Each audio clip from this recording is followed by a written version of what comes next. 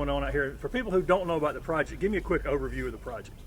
So Whitney and I purchased the old Cleo Bailey School in the old Toxaway Mill neighborhood about a year and a half ago. March 2020. And the ultimate plan is to turn it into a community enrichment center. And basically the idea is to put this old building and property back into service for the community as it was once upon a time. And what kind of things, once it's completed, will be available at the community center? What's your vision for it? So after school programs, different classes for both children and adults. Some nonprofit organizations will probably have office space here along with our nonprofit as well. Maybe a small grocery store and some other services that are just not quite available here in the community. Trying to make a central piece in the community that is walking distance for most folks. And he says classes, trying to cover the gamut, like also a safe place to play, recreation, but after school programs, like you said, academic and both arts as well. Dance, karate, what'd you say about the robotics and and also life skills. Kind of meet, the person who comes through the door, find out what they need, try to get that for them. What made you guys decide to devote your lives and time to all this? Because this is a lot of work. A little bit of craziness. A little bit of insanity. So it wasn't initially this path. This path, I feel like, chose us. The building was purchased not for this intent, and it just keeps morphing into this direction, and every time we continue down this path, things line up. Anytime we deviate from it, they fall apart. So I feel like it's being laid out for us. I also feel like we are the type of people who after a while we just want a new adventure. And we also really both love human connection and working with people and serving people and loving people, and this is kind of the opportunity for both. So. And what have you learned about this neighborhood since you've been down here? It's cool. People here are welcoming and supportive, and there's a lot of families and kids in the area. Just the engagement we've had so far and getting to know people, it's been great. They're excited, I think, to see something come of this building. So we're happy to be a part of it. Yeah, so it's much like any other community. So communities that you may be in, people are struggling, and some people are doing very well. So whatever you see on the surface, you got to dig a little bit deeper, and you're going to find that this community is just like your community. And you already have a garden out here. Yes. Tell me how that's coming along. So the garden is coming along quite nicely. We initially built 14 large raised beds, and we're managing those and donating the food that comes from those. This year we're going to do a bit more with some crops that are a little bit easier. I say easier, but we'll find out when the season's over. We're going to have some peanuts, some potatoes, some sweet potatoes, watermelons, cantaloupes, and we're just expanding. So at first we started in the middle. Now we're going to take up all 3/4 of an acre back there and really get some production going. And then it sounds like you've already made art a part of what y'all are doing here. Tell me about how art fits into this, and then about the art project you got going on behind you here. So art always plays a lot into a lot of our lives.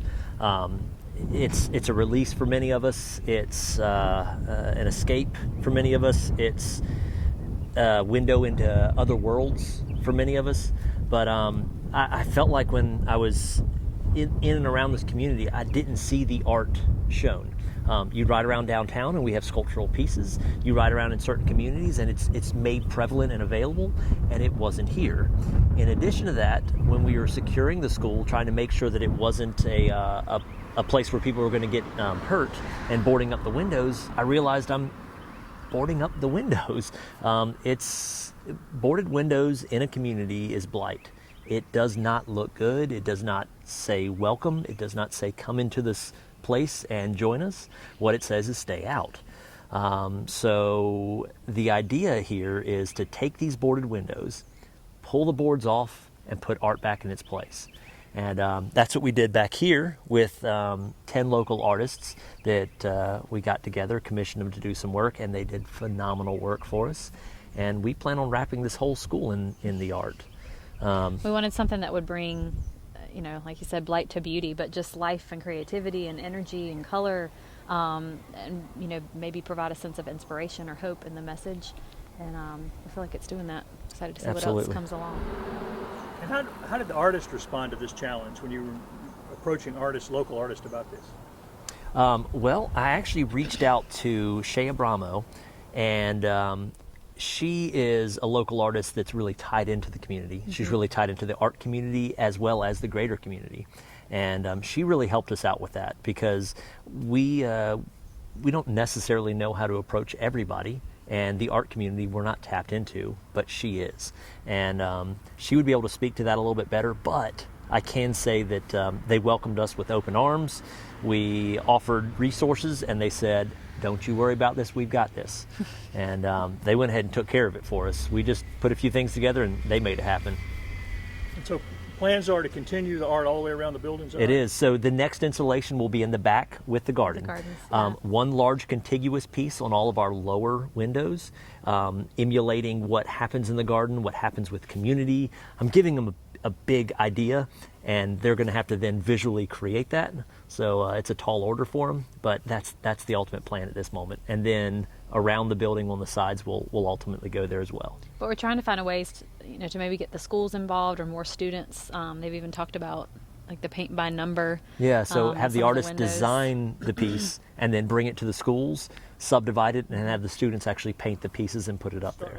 Name the artists that you know are working on this and will be working on this so far. We have Shay? Shaquille Okay. Ellis. We have Shea Abramo. If I look at the pieces, it'll help me. We have Tammy Dargan. Uh-huh. We have Elizabeth Day. Mm-hmm. We have Andrea Harper. We have Ian Looney, Derek Ashworth, and Brandon Biscuit Hammond. And then we have Patro. Ulmer? There it is, Patro Ulmer. That's right. So what's the next step? Here's where we are today. What's the next step overall here? What are y'all trying to do, and how can the rest of the community help be a part of this? Okay, so we are currently in the midst of getting our declaration of 501c3. Mm-hmm. So the next steps is once we have that, we'll be able to receive funding in a better way, a cleaner way, a tax deductible way for members who want to donate money in that way.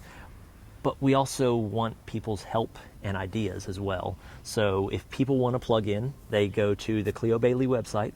There is a little link that says, I want to be a part of this, I want to help. You click on that and you leave some information with us, and we'll reach out to you. We'll find out how you can plug in. And even if it's not something that you may think is an immediate need, if you have a skill, a capability, I'm pretty sure we can put it to use. And honestly, I mean, so much of this has come about just because people reach out to us and say, hey, I really think you should talk to this person, this person's into this, and just the different ways people are connected into Anderson.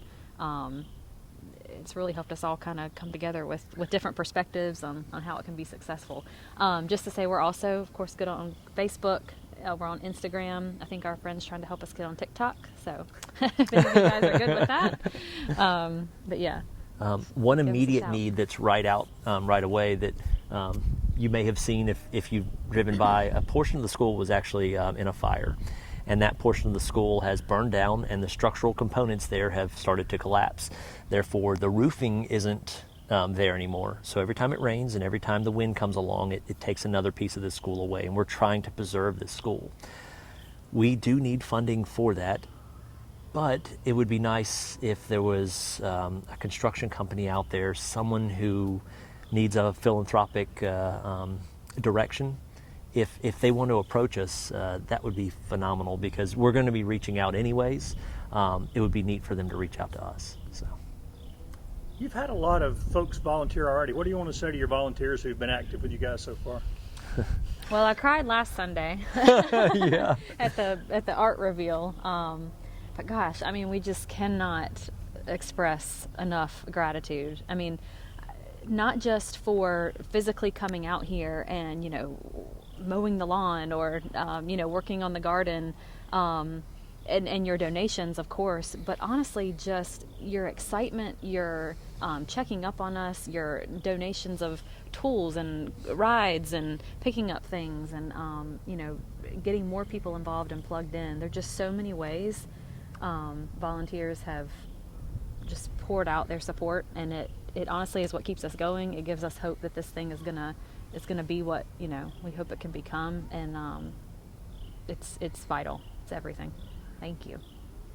And it looks like you've got a very broad spectrum, from middle school kids we just talked to the head of the Anderson County Library System. You've got a pretty broad spectrum of volunteers in here. We do. Boy Scout troops and Yeah. MOPS group, and Absolutely. we've had 2-year-olds out here. Absolutely. We've had folks older than my father, which we won't mention real ages here, but hanging right alongside me and actually surpassing my capabilities, which is phenomenal. So yes, we have a full gamut of individuals out here, and I'm inspired every time.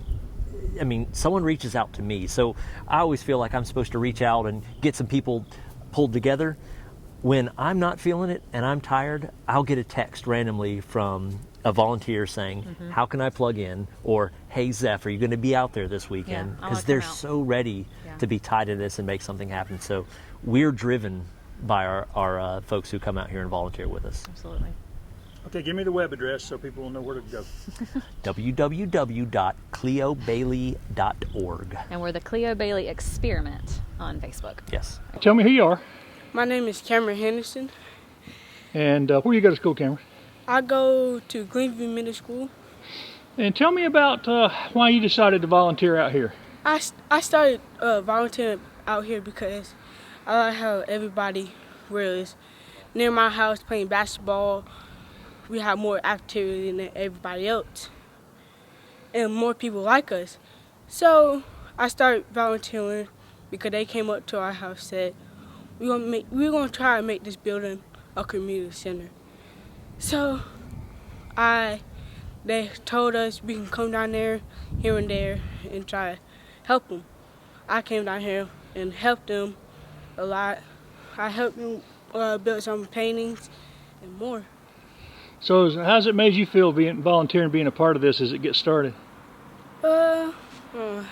It's hard to tell. It's like helping me being a volunteer in high school when I graduate. And I like how more people I see, they start talking to me, and I understand what they're talking about, like how we changed this school and other stuff. I am Jeremiah Ersberger, And where do you go to school? Glenview Middle. And why did you decide to volunteer out here? I just sit around on the weekends and I needed just something to do. And what kind of stuff do you do out here? All kinds of stuff, mowing the grass, leaf blowing, bunch of yard work, man. And how does it make you feel knowing you're part of something new that's going to happen and help the community? I'm glad, and I'm also hopeful that everything will turn out as everything is planned, which I have a feeling it definitely will.